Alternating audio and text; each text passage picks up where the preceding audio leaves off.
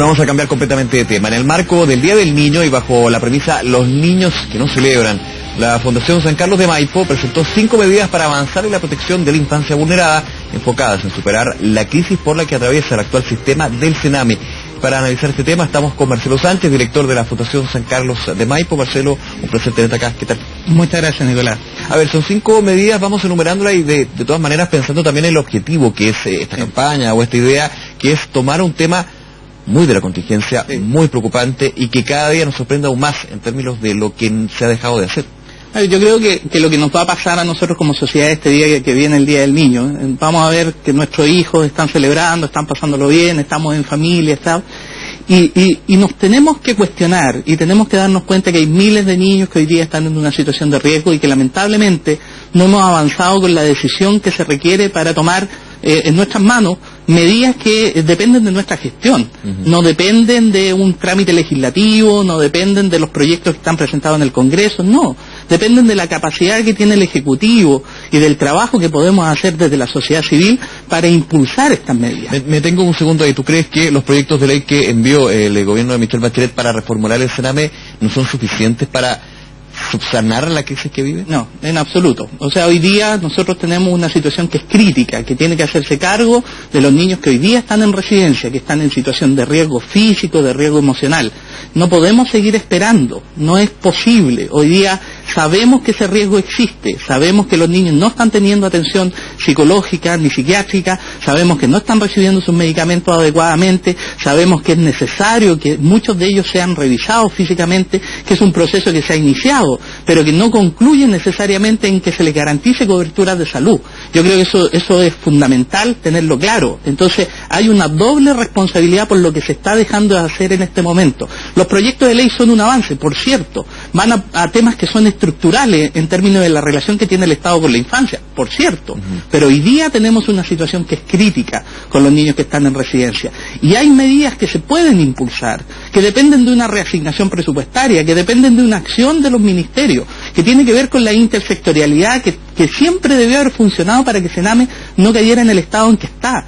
Si Sename es un sistema psicosocial, que depende de que salud haga la pega, que depende de que educación haga su pega, que depende de que desarrollo social le dé protección a esas familias. En consecuencia, hoy día lo que estamos demandando es algo que el Estado debió haber hecho desde siempre y que tiene los recursos y las capacidades para poder hacerlo. ¿Por qué crees tú que no lo hizo? Se ha hablado mucho del concepto de niños invisibles, que de alguna manera muestra lo que ha sido el problema de la infancia vulnerable en nuestro país. Se ha tomado como un segundo plano, hasta un tercer plano. Ahora, dentro de todo lo malo, lo bueno es que se está discutiendo y se ha evidenciado, evidentemente. Sí, yo creo que hemos llegado a un punto en que la sociedad ya no tolera que sigamos mostrando los niveles de marginación, los niveles de segregación y exclusión social que tienen grupos tan vulnerables como la infancia más vulnerada, que es precisamente la que está en los centros de protección. Creo que el sistema ha llegado al límite, ha estado fallando, como ha estado fallando también en muchos elementos de la política pública en materia, por ejemplo, de listas de espera en atención a salud, etcétera, o como lo que está pasando en materia de pensiones, o lo que está pasando en muchas otras situaciones. Yo creo que hoy día hay una especial conciencia de la sociedad que no podemos seguir postergando la infancia. Entonces, claro, cuando se ha hecho la diferencia con los otros problemas que tú cuentas, que en aquellos casos, pensiones, salud, la sociedad marcha, se manifiesta. Sí. Aquí los niños no marchan, no se manifiestan, no pueden. Sí. Mira, yo creo que uno de los grandes problemas cuando se dimensiona esta situación de la infancia es pensar o tratar de decir que este es un problema de unos pocos miles de niños. Y no es así. Hoy día en nuestro país 1 de cada 4 niños, prácticamente 1 de cada 4 niños nace en pobreza multidimensional. Cerca de 100.000 niños van a desertar del colegio. Más de 4.000 con datos del año 2003. Más de 4.000 son explotados sexualmente en nuestro país. O sea, y la cantidad de abuso sexual supera varias veces esos 1.000. Estamos hablando de 200, 300.000 niños que son abusados sexualmente. Entonces, ¿qué es lo que está pasando en nuestro país? Que la infancia está en una situación grave, que la infancia está siendo cada vez más vulnerada. Entonces, creo de que si bien es cierto, los niños no marchan, hoy día la sociedad civil está consciente de esa realidad.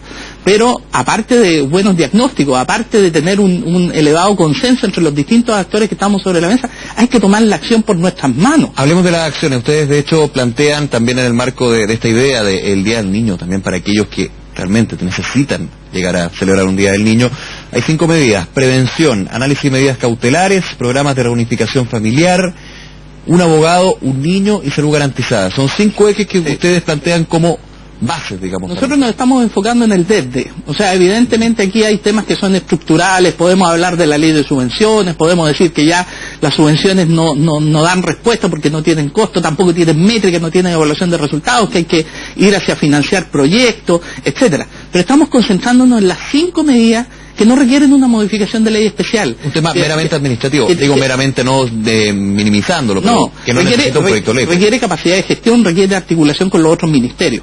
En primer lugar, la prevención. Hoy día hay una serie de programas que se han implementado a nivel promocional, etcétera, muchos de los cuales han sido evaluados y han sido evaluados con resultados insuficientes, que siguen recibiendo recursos. La idea es migrar de aquellos programas que no tienen evidencia, que no tienen buenos resultados, a programas efectivamente preventivos que apunten a disminuir factores de riesgo.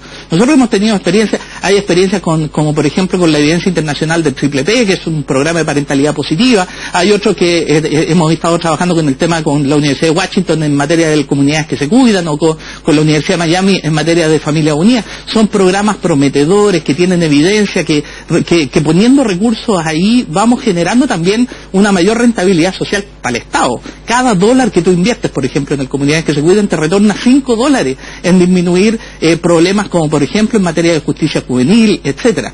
Es decir, tenemos que apuntar hacia la prevención, no solamente por un criterio económico, sino porque fundamentalmente a través de la prevención logramos de que los niños no sean vulnerados. En ese punto, el segundo tema que ustedes ponen es de las medidas cautelares, una revisión que evidentemente cambia también el paradigma que se da hoy. Absolutamente, nosotros tenemos la percepción, porque nos ha pasado, hemos visto de repente diagnósticos donde nos llega la situación del caso de un niño, en donde los abuelitos están pidiendo la custodia del niño y resulta que en el informe de medidas cautelares decía que no había ningún adulto que se pudiera hacer responsable. Entonces, ¿cuál es la situación que nos enfrentamos cuando reciben estos diagnósticos de sistemas ambulatorios o los diagnósticos sobre los cuales los jueces determinan la medida cautelar? Es que no necesariamente tienen la pertinencia, la calidad, son precisos, no están actualizados, etcétera. Requieren ser revisados. Y para eso está vinculado con una tercera medida que proponemos, un abogado, un niño. Es decir, que cada niño cuente con la asistencia jurídica pertinente para poder revisar la situación de sus medidas cautelares. Digamos, un acompañamiento judicial personalizado. Totalmente. Lo que pasa es que hoy día existen algunas medidas, como por ejemplo los curadores ad litem, que están definidos para determinados tipos de vulneraciones de derechos, no para todos los niños, que en ningún caso tampoco hacen acciones contra el mismo Estado, que a veces es el que vulnera, y que en definitiva tampoco cumplen el rol de ser protectores de los niños en la residencia, es decir, de estar velando porque no se transgredan sus derechos. Y eso es fundamental, porque el rol de este abogado, aparte de estar revisando las medidas cautelares, ir informándose del trabajo que están haciendo los equipos terapéuticos, tanto con la familia como con el niño, también cumple el rol de resguardar que no se vulneren los derechos al interior de la residencia. Y eso ya lo hemos visto, es fundamental. Esa es la segunda medida, o la tercera medida vinculada al análisis de medidas cautelares. Pero la cuarta medida es básicamente... Un tema más de fondo, un tema más profundo, que es el núcleo familiar, la reunificación, ustedes. Justamente, el Sename se ha enfrentado, o el Sename se ha definido para trabajar solo con el niño. Y cuando tú trabajas con el niño, obvias que tienes padres que tienen una relación, que tienes hermanos que tienen una relación, y muchas veces tienes una sobreintervención en varios hermanos de un núcleo familiar, perdiendo adherencia, perdiendo efectividad, etcétera. El foco tiene que estar en la familia. Pero además, se ha demostrado que en la medida que tú restableces el vínculo familiar, mejoras el bienestar del niño en más del 70% de los casos. Entonces, el poder revincular a esas familias con esos niños también da la posibilidad de sacar a esos niños de la residencia cuando terapéuticamente esa familia detiene los espacios que han sido vulneradores de derechos de los niños.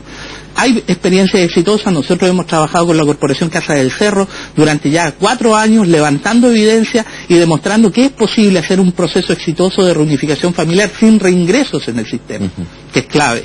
Eso hay que masificarlo, hay que entregarlo a la política pública para que vayamos avanzando, porque en la medida que restablecemos el derecho a vivir en familia, no solo incrementamos el bienestar de los niños, sino que evitamos el riesgo del proceso de internación. Por último, salud garantizada, y este es un tema bien clave, porque en toda la crisis del Sename se ha criticado bastante esto de que finalmente los requisitos básicos, lo mínimo podríamos decir en términos de salud, no solamente de salud física, sino también salud mental, salud social, no están siendo considerados dentro del tratamiento de los niños. A ver, yo creo que el primer elemento es tener un buen diagnóstico de los niños que están en residencia, sabiendo cuáles son sus necesidades en materia de salud mental y en salud física. Hay un compromiso del Ministerio de Salud de hacer un tamizaje y tener claridad de cuál es ese diagnóstico. Pero no basta con eso. O sea, tenemos que poder vincular a la red pública con la atención especializada de esos niños en materia de salud mental y en salud física. ¿Qué pasa si la red pública no puede dar abasto? ¿Qué pasa si finalmente, después de estos diagnósticos, los niños engrosan unas listas de espera interminables, donde año a año, ustedes vieron el año pasado, murieron más de 200 niños en las listas de espera? No podemos esperar eso. O sea, yo creo que acá, si el sistema de salud público no tiene las capacidades para poder atender a estos niños, hay que proveer los recursos del sector privado. Y es necesario que podamos definir alguna forma de acción concreta de ir en resguardo de la salud física y de la salud mental de esos niños, con especialistas, con psiquiatras, con psicólogos, con gente del área de la salud especializada. Yo creo que eso es una definición importante que hacer, más allá de los conceptos ideológicos, más allá de los conceptos administrativos. Hoy día están en riesgo físico y mental, están en un riesgo de vida, y es necesario tomar este tipo de decisiones que en su conjunto, si tú las ves, están todas ligadas, están todas conectadas entre sí, para evitar las vulneraciones de derechos y para restaurar la salud física y mental de los niños que están en residencia. Bien, Marcelo, te agradecemos tu presencia, hablar un tema por supuesto que está ahí, está en la palestra, y es necesario que esté en la palestra, y como tú dices, con medidas que son administrativas, que son de reordenar un poco la casa, que finalmente puede ayudar muchísimo. Muchas gracias. Okay, muchas gracias, Nicolás. Muy bien, buenas tardes. Muy bien, adiós. Hacemos una pausa, no se vaya, ya volvemos con más noticias.